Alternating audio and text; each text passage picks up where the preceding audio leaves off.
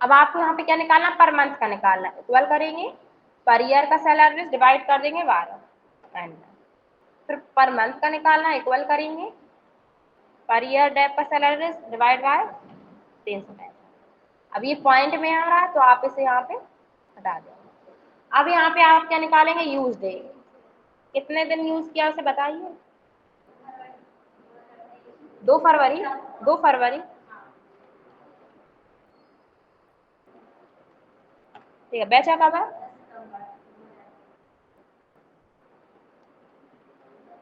10 ही हुआ, 2023, ठीक है, यही था। तो अपन यहाँ पे यूज डे निकालेंगे, इक्वल करेंगे इसका सेल एड्रेस माइनस इसका सेल एड्रेस। कितने दिन यूज किया है, 220।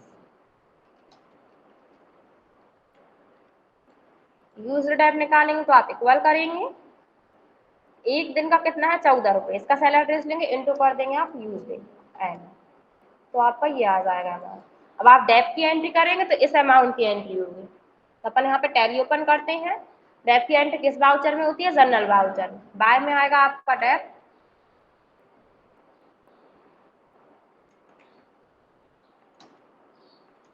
ये अंडर में कहा जाएगा आपका इनडायरेक्ट एक्सपेंसेस। कितने रुपए था,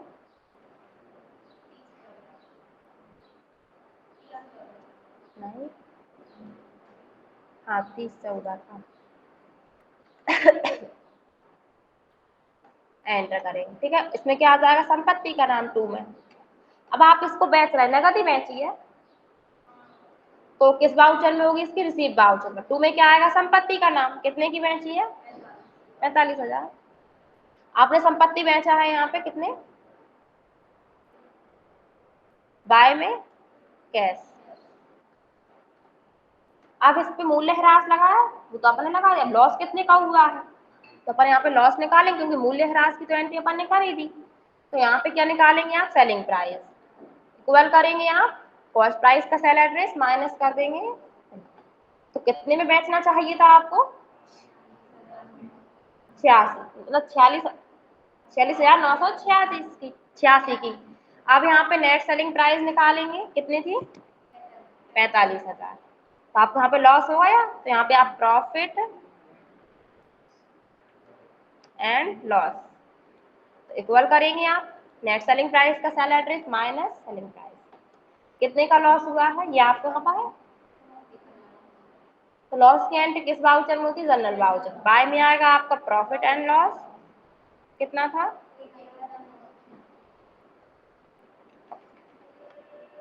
2 में जाएगा संपत्ति का नाम।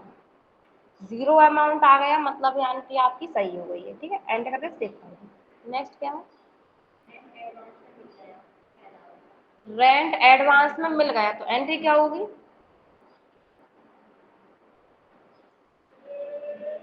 बताइए बताइए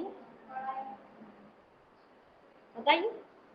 रेंट एडवांस में मिला है, एंट्री क्या होगी, किसी भी स्टूडेंट ने नहीं किया,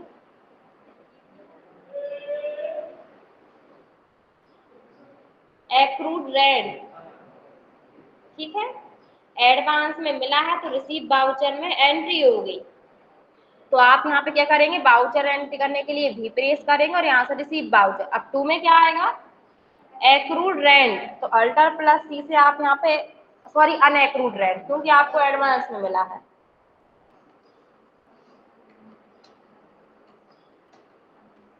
ये कहाँ जाएगा आपका,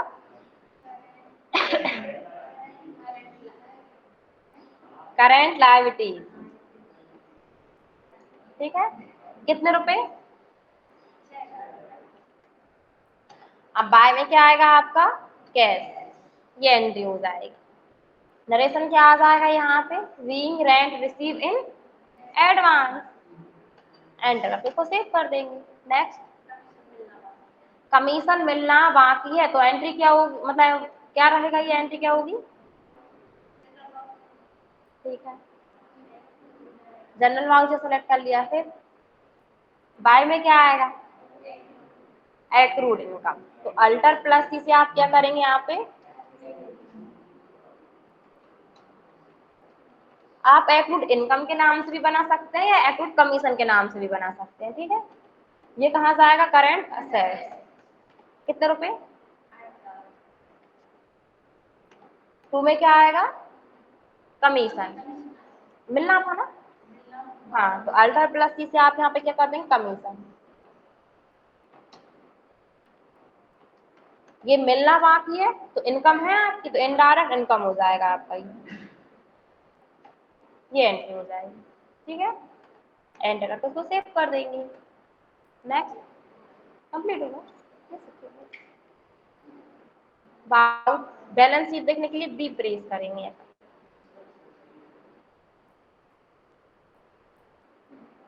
किसी ने ही नहीं दी है ना,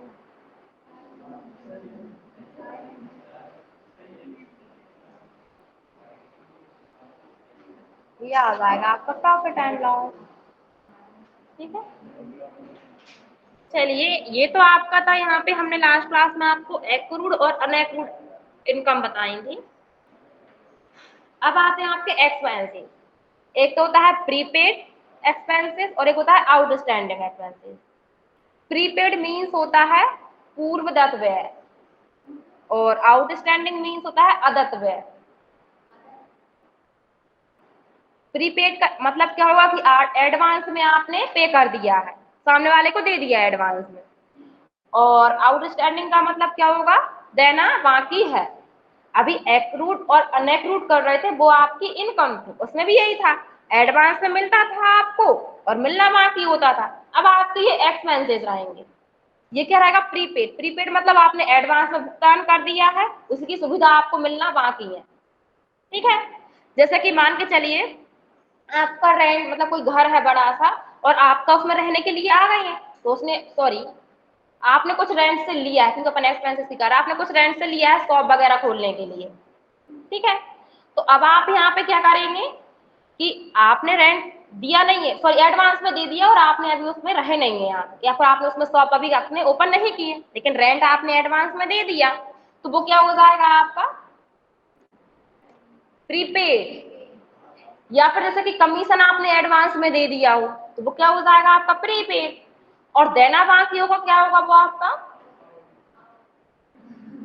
आउटस्टैंडिंग, ठीक है।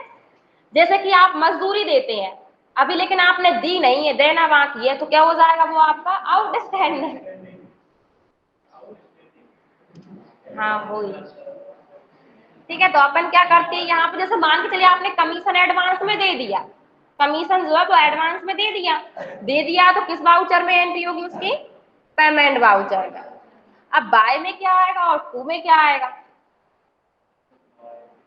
बाय में आ जाएगा प्रीपेड कमीशन, ठीक है, और टू में क्या आ जाएगा, कैश, क्योंकि नगद दिया है आपने। क्या हुआ,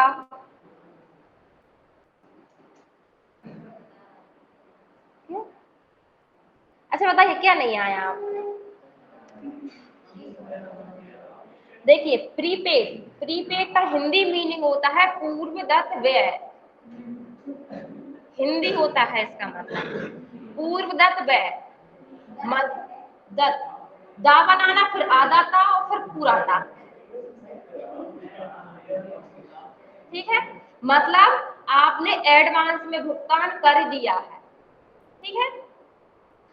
फिर आपका नेक्स्ट रहता है आउटस्टैंडिंग, मतलब अदत्त व्यय।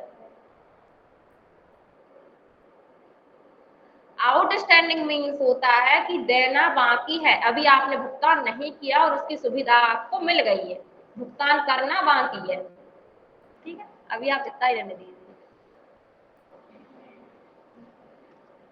क्लोज कर लें।